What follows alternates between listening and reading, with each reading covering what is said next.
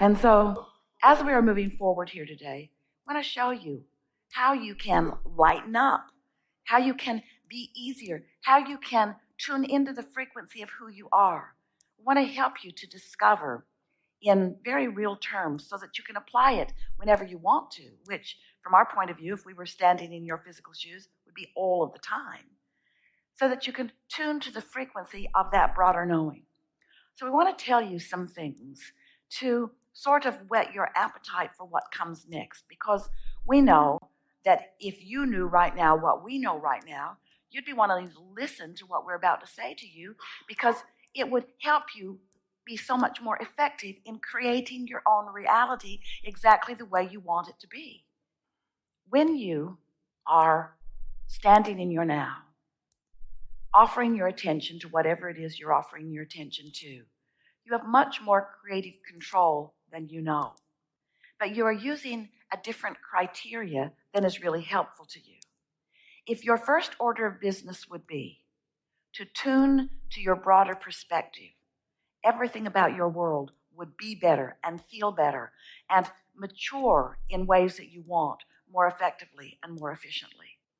So I want to help you to understand how it is that the vibration that is really what we are all about turns into the tangible, which you call your real world. How do these thoughts turn to things? How does the vibration become the manifestation? It comes through your interpretation. It comes through your realization. But most humans aren't really all that willing to realize until there is a manifestation that you can observe.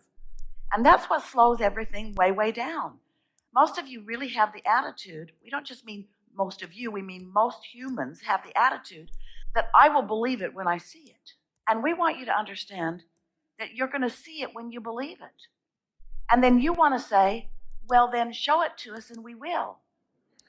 And we want to say, well, then believe it and then we will. And then you want to say, well, I don't believe it yet. And we say, then fine. No, that's not how it goes.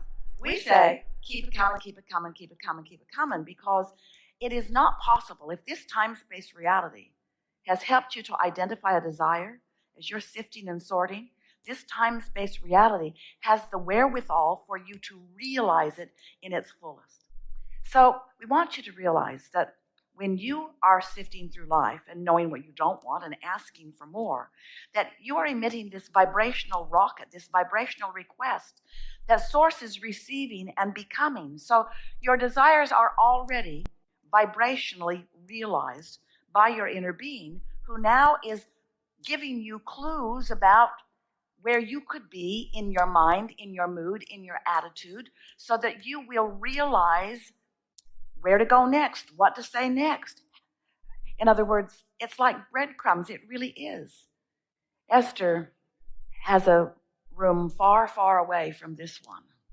And she comes through the back corridors, which are very interesting.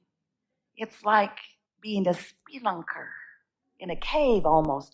It's weird back there. Don't go back there. It's weird.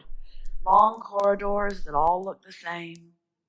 And so it has been their habit to leave breadcrumbs along the way. Esther puts little marks on the wall, little removable marks on the wall. And she follows them, and it's so reassuring, because otherwise you would still be waiting for her. And we want you to understand that it's like that. Your inner being is leaving these recognizable clues for you. But you've got to be willing to accept that the clues are really good feeling emotions, and you've got to be in the frequency where you can pick up on them. You can't walk around in a bad mood and receive any of those clues. So here's how it works. You may not like this, but here's how it works. Source knows everything about you, everything that you want, and is rooting for you to get it, and is offering a vibrational signal, a very vivid, very clear, very high frequency, very non-resistant vibrational signal. When you're in the vicinity of it, you are able to translate that signal into meaningful things. Esther is receiving that signal now and is translating it into this physical word equivalent for you. So you have the ability to do that too. Most of you don't know that you do, but you do. So here's this signal. And when you tune to it, Esther tuned to it through meditation, through quieting her mind, through stopping thought. As she stopped thought, the vibration that is natural to her began to become dominant. And so over a period of time, her vibration raised to reach the frequency of the vibration that is us, which makes our communication in an environment like this seamless. Now, it's not always seamless for Esther. She can be in a bad mood and not hear us too. But she does know when she's in a bad mood that she's not hearing us. And she does know that her first order of business is to do whatever it takes, even if it's to take a nap, to stop the conversation about whatever it is that's holding her in that resistant place where she cannot hear us. So here's this vibration always being offered to you. The question is, are you in the receptive mode? That is a key phrase here. Are you in the receptive mode? Are you able to translate that vibration into something that's meaningful? So the first thing that you will translate it into, if you are in the receptive mode, is an idea will occur to you. You know that feeling when you say, I just got the best idea. That's what that is. You were in the receptive mode. Didn't stay there very long, most of you. But you were for a moment in the receptive mode, and the idea came before you shot the idea in the foot by the reality that is surrounding you. You know what we're talking about, don't you? So that idea comes, and with that idea, with that, let's say it like it is, with that you translating, because you're in the receptive mode, the vibration into a thought, you realized it. It was always being revealed to you.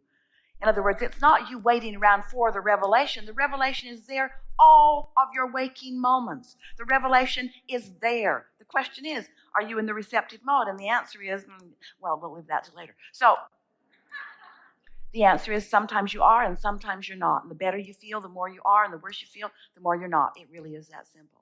So here comes this thought, this idea, and right along with it, so close with it that you think that it happens simultaneously, you feel the emotion of it, because the emotion of it is the indicator of the gap between the vibration of your thought and the vibration of the thought of the source within you.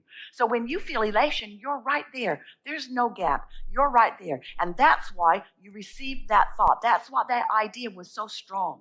And unless you do something to add resistance to the idea, you could stay on the wavelength of that idea and you could carry it out to its full fruition. And you know that because you've done that on some occasions.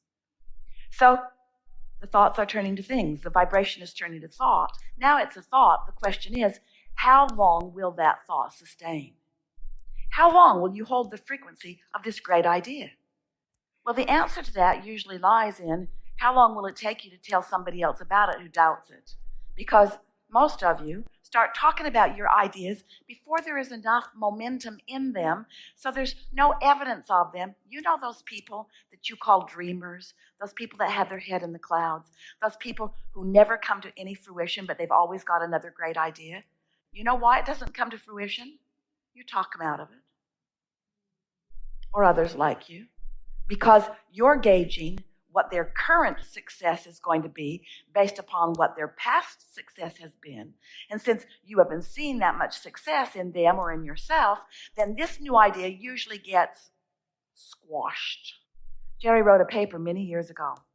He taught it to people in financial business that he was mentoring to try to help them to begin to believe more in their prosperity. And his paper was entitled, "Keep Your Ideas to Yourself Until They Are Fully Developed." Because he knew people were getting ideas and then they'd talk to other people about them before they had vibrational momentum. And it's so easy to talk yourself out of a really good idea before it has any vibrational momentum. And you know why it doesn't have any vibrational momentum? Because you think about it, but then you think about the absence of it. You kill the momentum with the contradictory thought. Well, cut that out.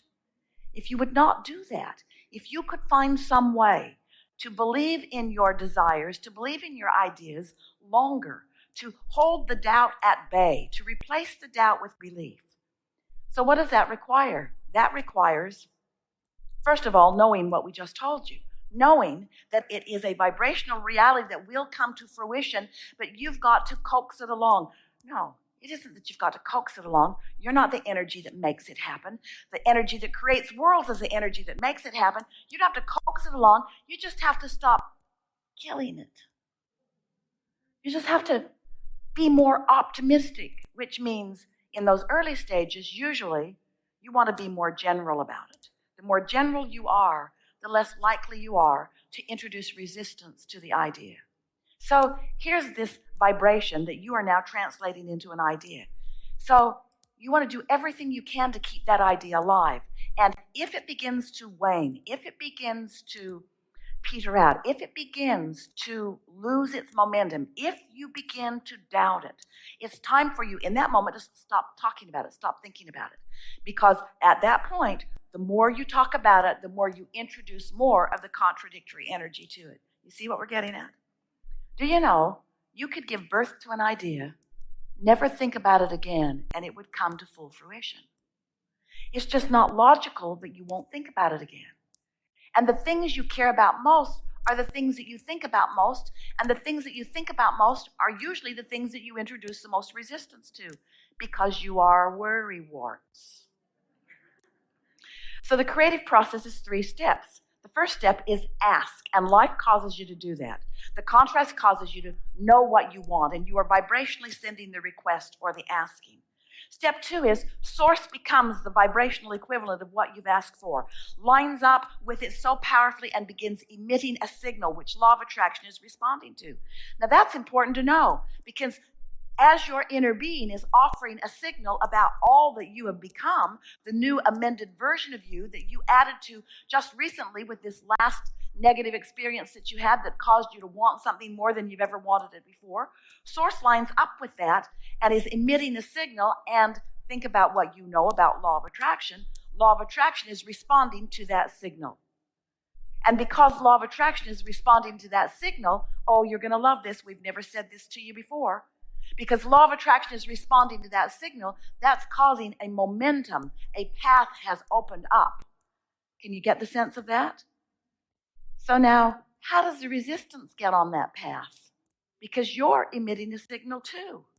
You're standing here in the reality that you call life, having your opinions about it, about the same subject that Source has an opinion about, a clear, sure opinion calling you toward it, but you've got an opinion that might not be going with the flow of it.